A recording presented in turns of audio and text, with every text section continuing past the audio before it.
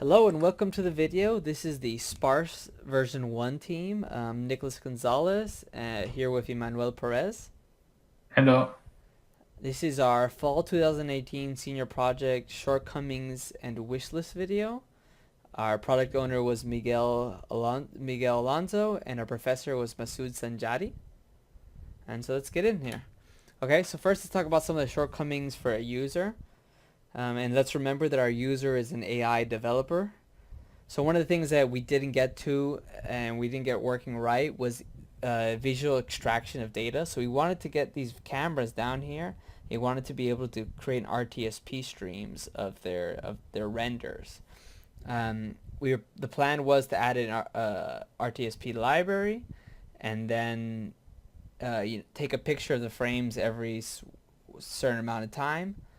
Unfortunately, we had some problems with building the library, and then we were kind of slowing down the game thread a lot, making this stream. So there's some work needs to be done in figuring out how to do this in an efficient manner. All right. Shortcomings for future developers. So this is things that maybe they need to pay attention to, and they'll experience working on it. First of all, Unreal's documentation is not the best.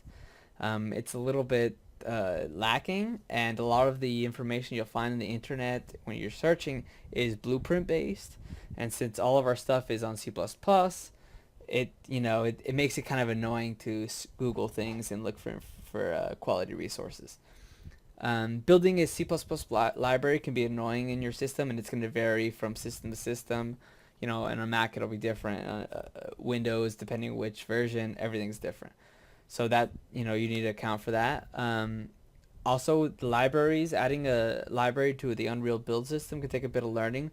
Luckily, there's a third-party library plugin template within Unreal, and this gives you a good structure, and you can see how they did it. And it's definitely, I definitely recommend for future developers to take a look at it. All right. For the wish list of what we wanted to implement for future development is we want to add a testing randomly generated events, so which are basically the edge cases of these scenarios that normally don't happen in real life. So some of them can be like falling rocks from a mountain, an animal passes by, a car accidents in front, etc. Another thing for the one thing in the wish list is be able to have tested both running the program in Mac or Windows. We had them running in a Mac and Windows, but we never actually got around to officially testing them. Yes, So that's the professor has a Mac and his worked fine. He actually experienced less problems than we did on Windows. But we on our side didn't do as much testing with Macs. yes. And another something else we as mentioned before with like the getting the images is the optimization and speed.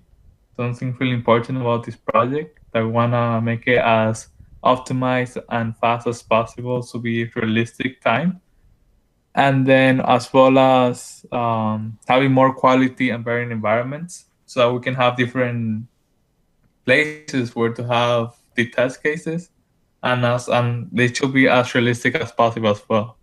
And then updating the materials for the car models or the environment itself, so that way it can look better and be more realistic for using test cases. So that will be everything. Thanks for watching. Bye bye.